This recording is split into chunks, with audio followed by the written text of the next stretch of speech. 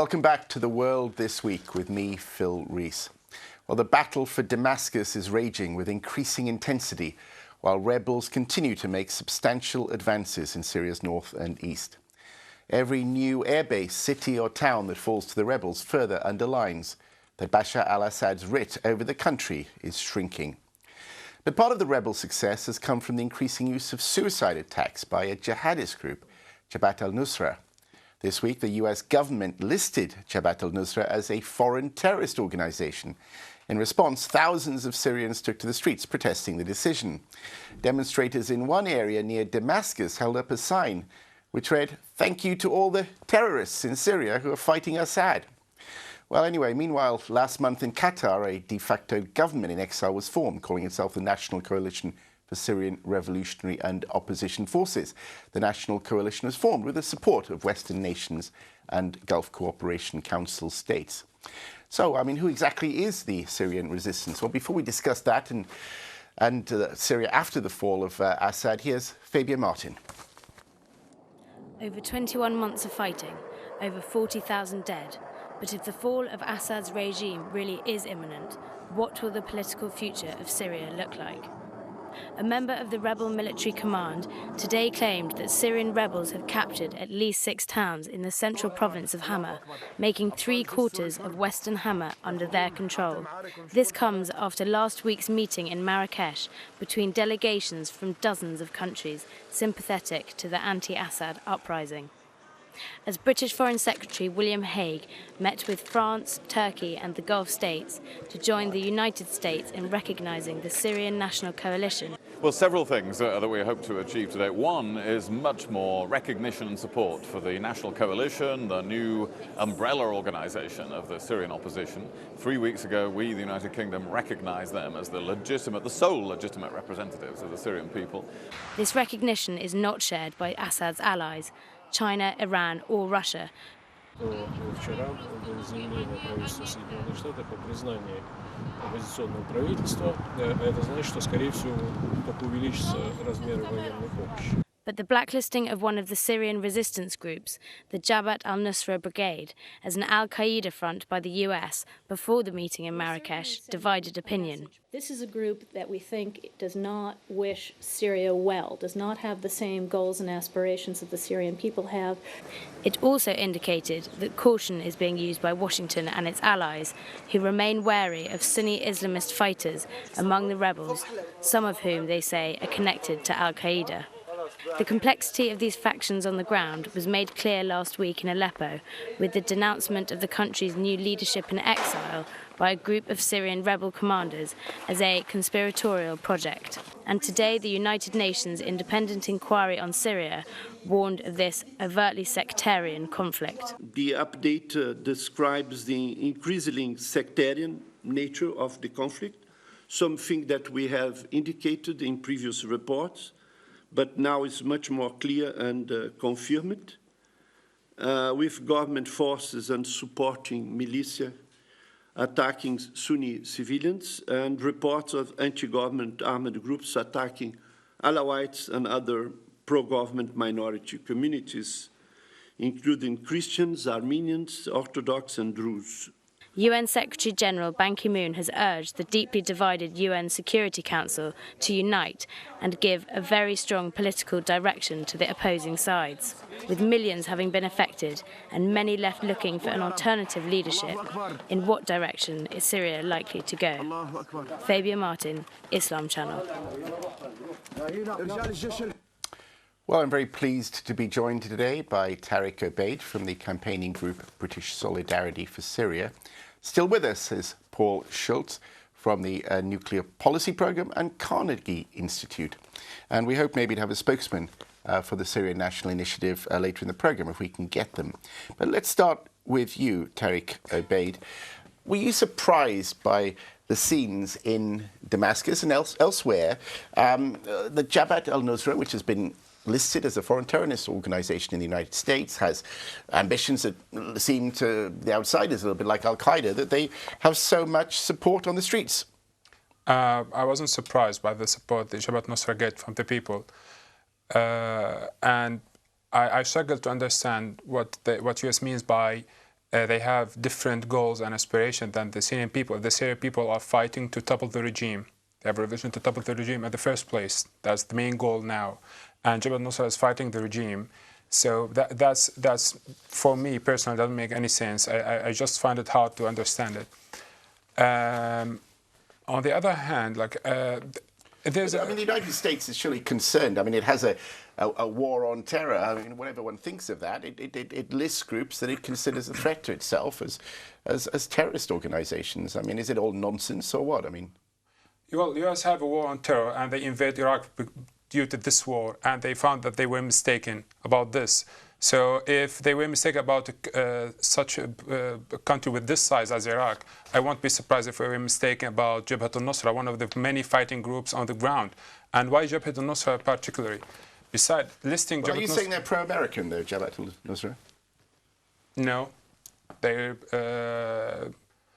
I'm not sure about their ideologies, but at the end, Jabhat al-Nusra is just one of the fighting groups on the ground.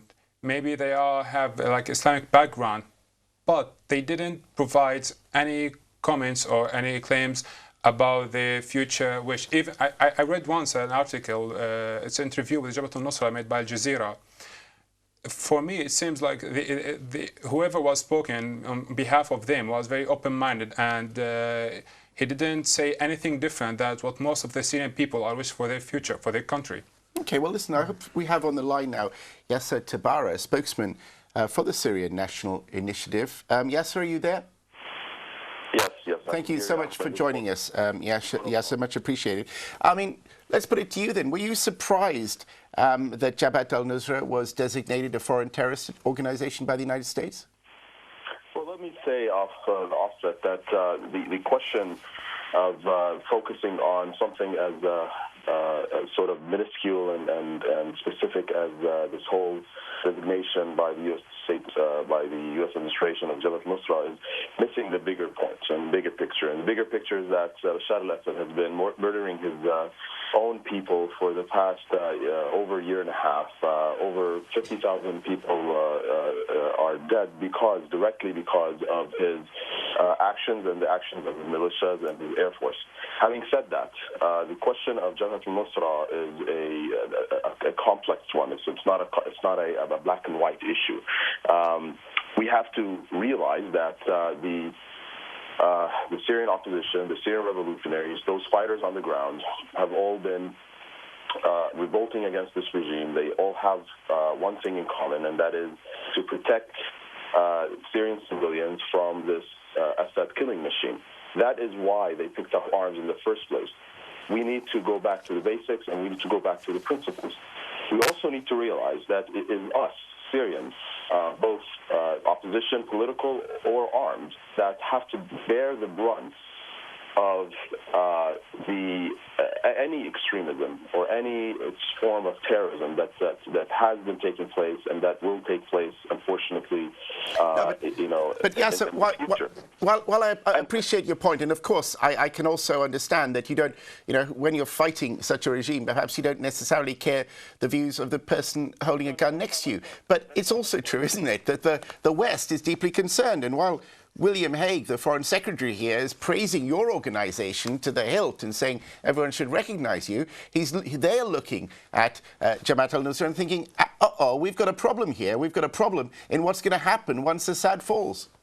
Look, what I'm saying is, I'm not saying that they're not justified to be concerned. What I'm saying that we all are concerned. We are more concerned than they are because we are the ones on the ground and we have to bear the brunt of and deal with these consequences for years to come. It is us that are going to pay the price for any form of extremism and terrorism on the ground.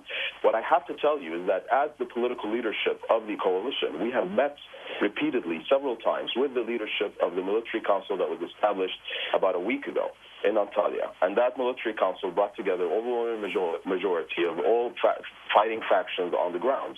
Obviously did not bring into the fold, extremists and terrorists.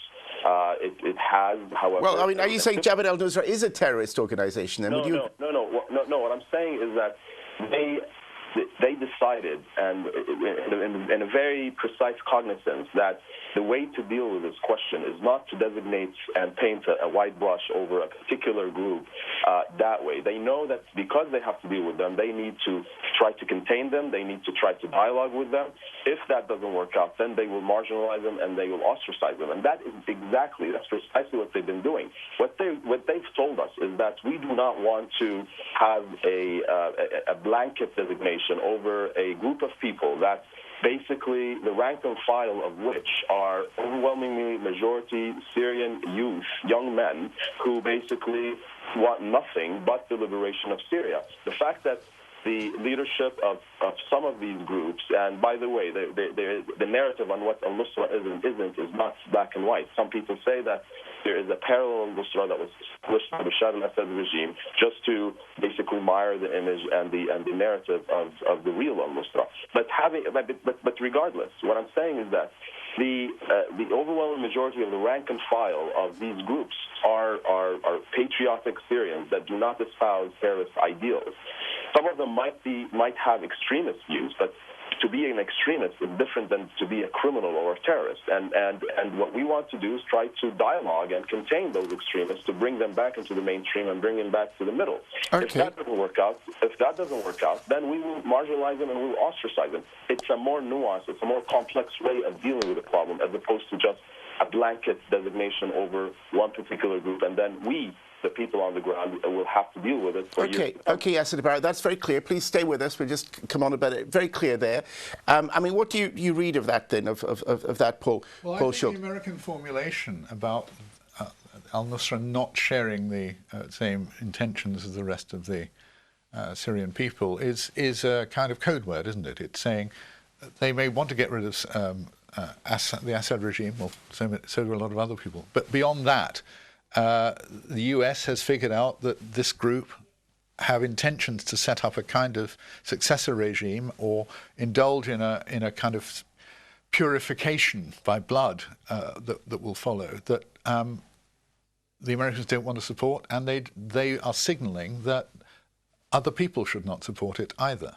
Now, I don't know. I don't have intelligence sources on the ground listening in and reporting back on what the al-Nusra leadership or middle level or low level think, but that's what the Americans are trying to create a marker for. If you want our support, don't support this group. Join some other group. The unfortunate qualification is these are rather effective people. Well, maybe they just want an Islamic State. They believe in a caliphate. I mean, why should that be something? What's the business of America if they've got these political objectives? If I comment on this, we are expecting, the same people, they are expecting from the Western world, especially US, to step up and take a positive role in this what's going on in Syria. Instead of that, US, instead of providing concrete evidence about their allegation and without also displaying their fears before they just say it like they are terrorists, we were expecting at least for them to display their fears first.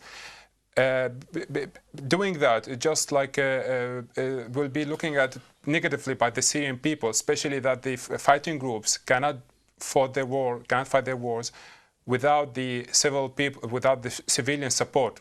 So claiming that Jabhat al-Nusra is a terrorist group, that means they are getting everyone who helped and supported Jabhat al-Nusra before. In this, that means that we are talking about other groups other fighting groups who work with Jabhat al-Nusra and the civilians who supported them, they being listed as terrorists too, considering that what you have said.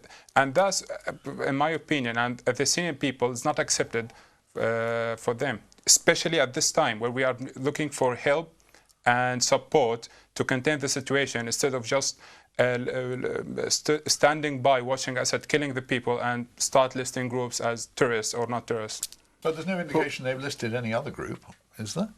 Well, they've put down a marker on one particular, rather important, rather effective, but for an American perspective, disturbing thing. They haven't started blacklisting others. Do you think America's got any handle on what's going on in the new Middle East? I mean, do you think it's got any consistent policy? I think it's trying to get a handle, but these are very difficult situations. We're looking generally to the future and what's going to happen, and the difficulty there is knowing who's going to emerge.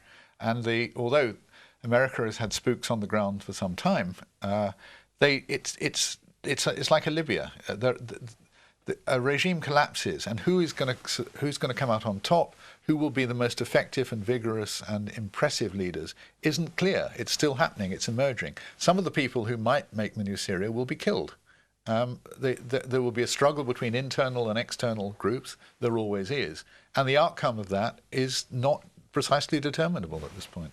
I mean, Yaser Tabbara, though, I mean, you've appealed for, obviously, Western help from the Gulf states, the GCC nations. I mean, you can't expect them just to help you without seeking some influence in what happens after the fall of Assad. I mean, that's fair enough, isn't it? Well, I mean, we are realistic enough to understand that international affairs are run via realpolitik and political interest above and beyond humanitarian concerns and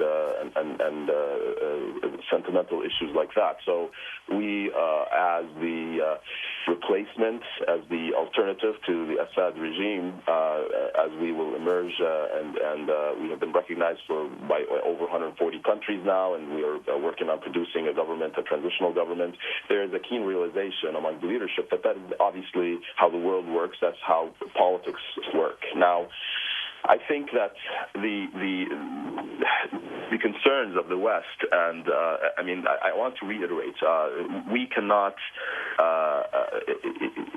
focus too much on this particular issue because it's not just a question of Western concern. What I'm trying to tell you, it is the concern of everyone. It's the concern of those on the ground. It's the concern of those on the ground with guns right now. The ones that have established the military council.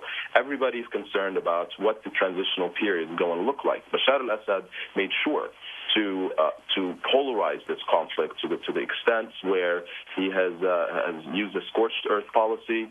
Unfortunately, the international community did not see it in their interest to intervene and to in any way, shape, or form help. And now everybody's scrambling to basically find the credible alternative. So would you agree then that what the United Nations, sorry, Yaser, to interrupt you there, but would you agree with what we heard in Fabien Martin's report there from the United Nations? And we talk about a desperate sectarian violence, eating up the country. I mean, is that a problem that you can handle, do you think, given what's gone on from perhaps both sides, but maybe indeed the Assad regime has not been...